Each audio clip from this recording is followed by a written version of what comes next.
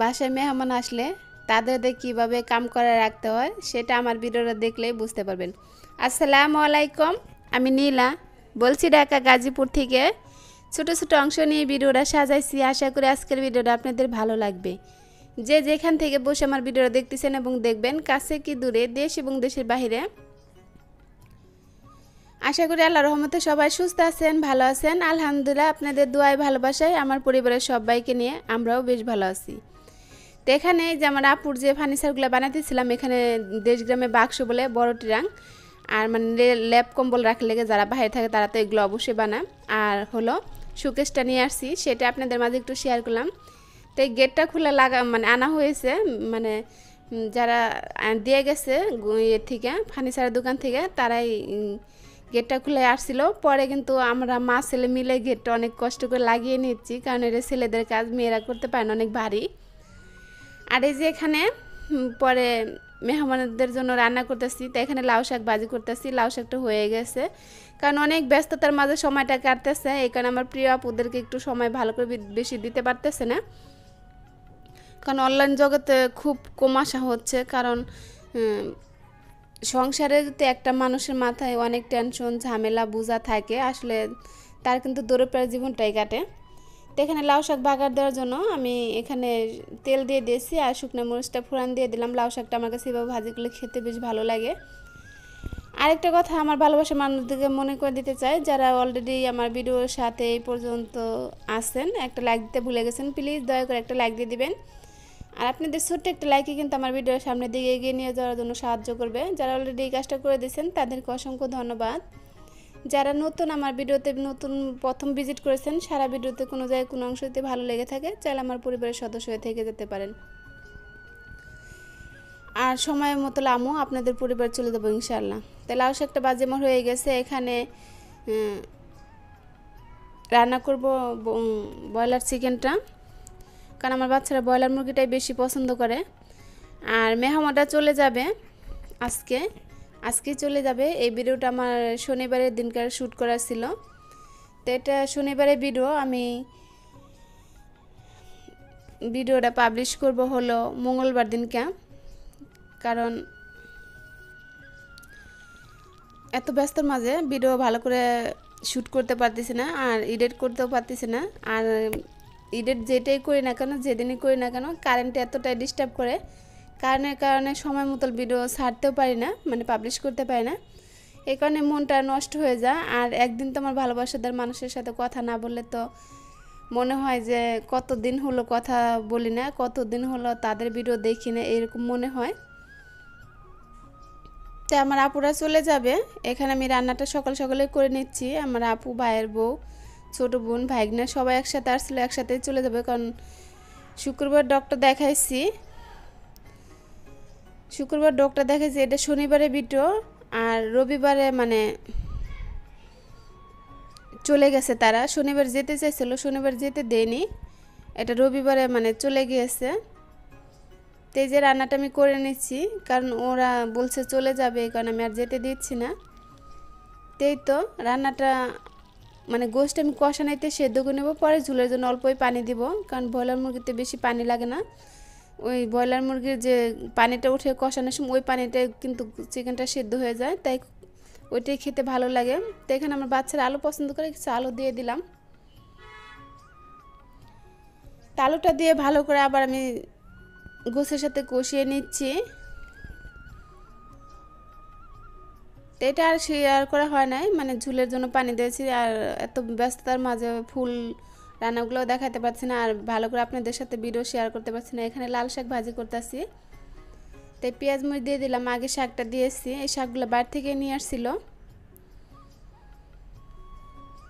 আমার কাছে শাক সবজি বেশি ভালো লাগে। আমার ভিডিওতে যারা দেখেন হয়তো দেখেন যে আমি কিন্তু মাছের সাথে, প্রতিটা মাছের সাথে সবজিটা বেশি রান্না করি, শাক সবজিটা বেশি খাই। তারপরেও এত শাক সবজি খাই, তারপরেও আল্লাহ পাক আমার একটার পর একটা অসুস্থ দিয়ে রাখে। আমি জানি না কেন আমাকে এভাবে শাস্তি দেওয়া হয়।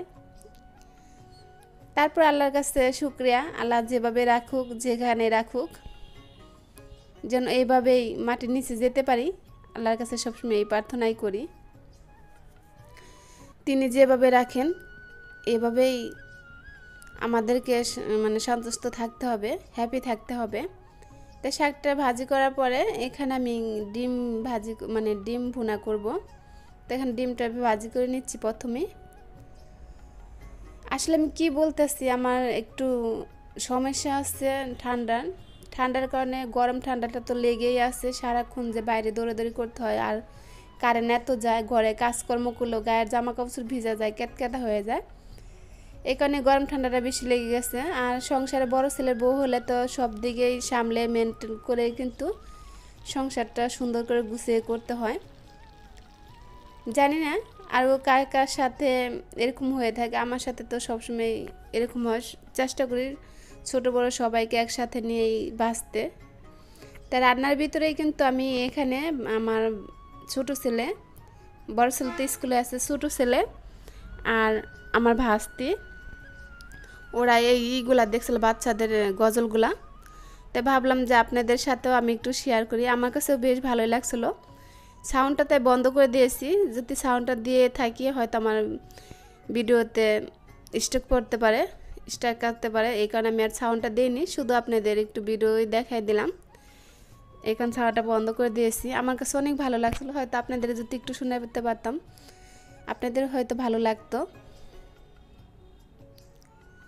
ছোটো ছোটো বাচ্চারা কত সুন্দর করে অভিনয় করছে, দেখে তো মানে মনটা ভরে যায়।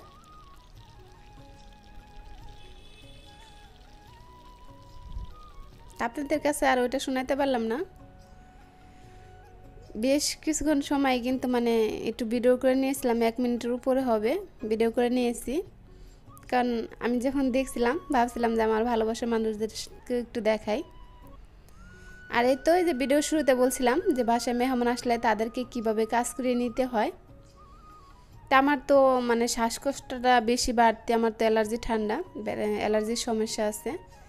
তাই ঠান্ডার কারণে আমি বেশ কিছুদিন ধরে মানে অসুস্থতায় ভুগতে আছি। তাই ফ্রিজটা পরিষ্কার করব করে আর করা হচ্ছে না। আর আমার ফ্রিজটা এতটাই ভালো, মানে যখন এই ওয়ালটন ফ্রিজগুলো বেরোইছে তখন আমার এই ফ্রিজটা কিনা খুবই ভালো। আল্লাহর রহমতে এখনও কোনো কবিরাজ ডাক্তার দেখাতে হয় নাই, মানে ফ্রিজের সমস্যা হলে যে ঠিক করাতে হয় এটা কখনো হয় না। তাই কতটা বরফ জমছে দেখতে পারতেছেন আপনারা। তাই সামনে তো কুরবানির ঈদ, কম বেশি গোস হয়তো আমরা কুরবানি দিই না, কম বেশি গোস তো মানে পরিচিত মানুষরা দিবেই, তারপর নিজেরাও কিনবো। আবার কোরবানির ঈদের সামনে কিন্তু মানে চিকেনগুলোর দাম একটু কমুক আর বাড়ুক, তারপর বাচ্চারা যখন আসে সেই উপলক্ষে কিন্তু ফ্রিজটা একটু পরিষ্কার করে নিচ্ছি। আর বিশেষ করে তারা না আসলে হয়তো করা হতো না, আমার আপু আসছে, সে বলতেছে তা আমি করে দেই। আর এতটা বরফ দেখে মানে ফ্রিজের এতটা বরফ দেখে কিন্তু মানে করে দিচ্ছে। আমি না করছিলাম যে থাক, আমরা তো আর কুরবানি দেই না যে আমাদের ফ্রিজে গোস রাখা লাগবে।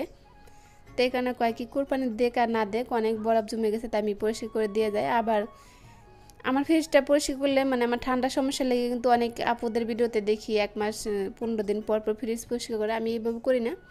আমি ফ্রিজ পরিষ্কার করলে আমার 2 মাস 3 মাস চলে যায়, কারণ আমি সব কিছু বক্সে রেখে থাকি। আমার ফ্রিজটা তেমন নোংরা হয় না। অনেকের ফ্রিজ খুললে কিন্তু একটা দুর্গন্ধ আসে মাছের, আবার এমনি নর্মালেও।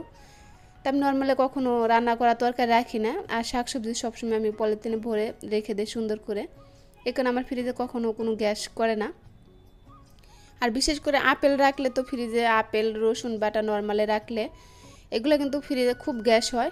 আমি কখনো এগুলো রাখি না, আমি সবসময় মশলা ডিপে রেখে থাকি।